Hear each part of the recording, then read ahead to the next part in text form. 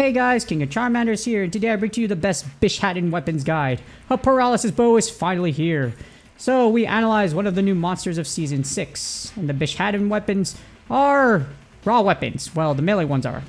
While the ranged weapons are actually paralysis, and this allows us to introduce the first Paralysis Bow in Monster Hunter now.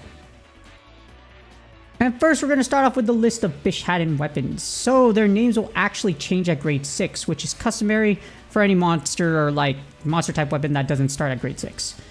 For the sword and shield, you will have the exercising sword, which will transform into Swachra Blade at grade 6. Next we have the hammer, which is the 5-pronged hammer, which will transform into the great pronged hammer at grade 6. Next you have the switch axe, which is the wheel axe, and it has the Axe of Wisdom whenever you upgrade it to grade 6. And now for the ranged weapons, the light bowgun, the Lotus bowgun, which transforms to the Great Lotus at grade 6.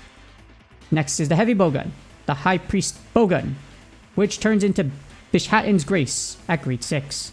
And last but not least, a pretty cool name, the bow is known as the Dawn Ray bow, which transforms into the Summit's Grand at grade 6.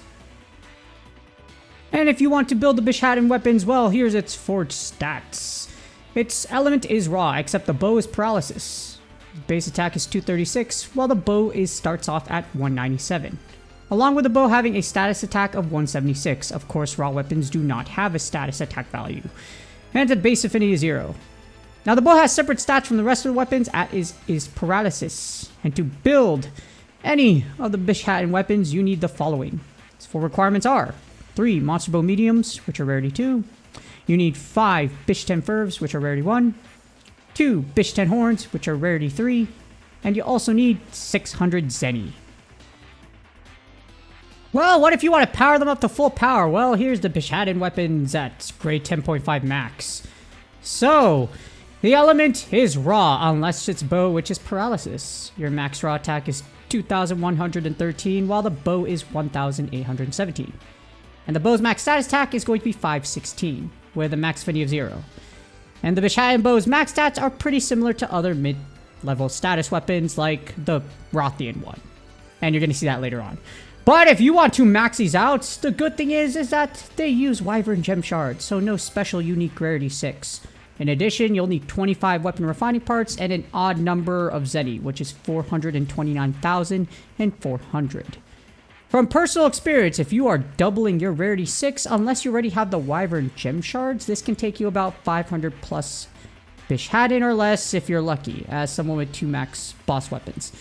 That estimation right there, again, it doesn't include YGS, Wyvern Gem Shards, so it's like, yes, 524 Bishatens. But how does the Bishaten weapons measure up against other competition? Well, here we're going to start off with melee. Here's the raw monster melee types damage comparison. We're going to look at the top raw monster types as of Season 6.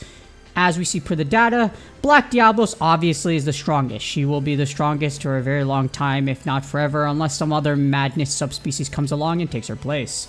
While Bishaten floats at the bottom.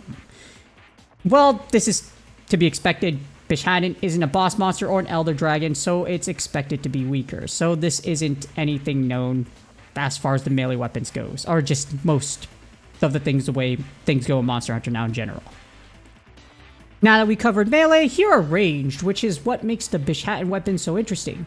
So here we're going to start off with the light bowgun, and we're going to take a look at all the paralysis light bowguns as of Season 6. There's only 2. For those of you that played the Carnival and have actually built or looked at the ranged weapons as far as bowgun go, it's actually paralysis. So as we see per the data, the Carnival 2024 light bowgun is actually the strongest, factoring in reload speed and recoil down 3. However, it's noteworthy to note that paralysis ammo guarantees status buildup. So either way, both of these weapons use paralysis ammo, and you're gonna paralyze the monster. That's the point of it. So, but overall, if you're looking at damage, it does average out to where the Carnival 2024 is the best. Moving on, where you have light, you also have the heavy bowgun. So here's the paralysis monster damage comparison, and there are only 2. Again, the Carnival 2024 has a paralysis ammo variant. So we have that, and we compare it to the Bishaten heavy bowgun.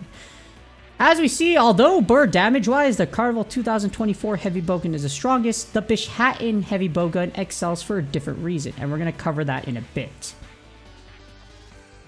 But before we cover that, we have to cover the bow. Now, here I have the status monster types bow damage comparison. Now we're going to take a look at some of the top status monster bow types as of Season 6. The reason I'm doing this is because Bishaten isn't a subspecies, nor is it a boss mob or a variant, or an Elder Dragon, so that's why we're doing this comparison. But the thing about it is, since Bishaten is also the only Paralysis Bow in the game, I'm going to do this to make a fair comparison because it's the only one, so you can't compare it to anything else. But as we see here, its status value are equivalent to Rothian, which is actually pretty good. Rothian Bow is still really great as far as blasting monsters and the way poison works, but Paralysis is also great. So having the same values means it might actually work for you if you're looking to have some fun. And this ultimately brings us to the Bishaten ranged weapon ammo types. So here's all the ammo sets from light heavy bowgun as well as the bow. So for the light bowgun, as you see here, you have paralysis ammo and spread ammo. It's interesting, not the best, but you're able to paralyze and quickly, with only 4 spread shots, blast the monster. In addition, the Bishaten heavy bowgun is the reason why, the ammo is the reason why it's actually pretty dang good, because actually it's really good. Paralysis and poison ammo, that is the best dual ammo status set in the game so far. That's insane. So if style customization comes out, and that, yeah, that's really dang cool. In addition, we already went over the Bishaten bow. It has the same stats as Rothian, so it's pretty good. So you are going to get a decent paralysis off of it if you're able to fire and land all your shots. Unfortunately, it is not a super bow, as it does not have a charge 3 damage 4. And last but not least, when it comes to weapons, we have the Bishaten Switch Axe. Now here's the interesting thing. The Switch Axe has dragon Phials. Yeah, it's really interesting. A raw weapon, and the first raw weapon with an elemental Phial. Is it worth building? Not really, but you know what? This is just something interesting to look at. And if you really want something that wants to stand out from everything as of right now, for you Switch Axe mains, here it is. And as far as standing out, we have Bishaten's weapon skill, which actually has its own unique one, as it gives Shared Sword level 2 at grade 8 as its equipment skill. So, yeah, if you look at that description, it's okay. It's not worth celebrating. In all honesty, this thing is the equipment skill itself. Yay, useful during a group hunt, but that boost is really small. 160 at something, but it isn't a lot. And requiring a group hunt is a heavy condition, and the boost isn't a lot. There are better offensive skills. In other words, you aren't going to try to bust your bacon to get this to level 5. Level 2 is okay, but again, that group hunt requirement makes this skill particularly not that great. And finally, overall analysis on the Bishaten weapons. Are they worth it? Well, the melee ones, not really. The only thing in this set that's pretty interesting is probably the ranged weapons. However, in all honesty, it's probably better to wait for a Paralysis Elder Dragon to release. The thing about Paralysis does stun. However, if you're going to stun the monster, you also need to do some damage. So that's why this bow is just interesting. It's better to wait for an Elder Dragon or a stronger variation just for you to get the most time out of you can. Unless you really want to grind Bishaten right now and get brutally disrespected by throwing mangoes at your face. So I kind of killed him for that. Or is it a mango? Is it a coconut? Or is it a persimmon? I don't know. Someone correct me in the comments. But as far as Rise goes, I haven't been coconutted that much because I didn't go mad for Bishaten. So yeah. But yeah, better to kind of wait until something better comes along. And hopefully this video helps you decide what Bishaten weapon you want to build. If you are looking with experimenting with the first Paralysis Bow in the game, you're going to definitely have some fun. It's going to still take a lot of resources, as you saw right there. Or if you just want to keep it at like grade 3 and just like smack around some few monsters, nothing wrong with that.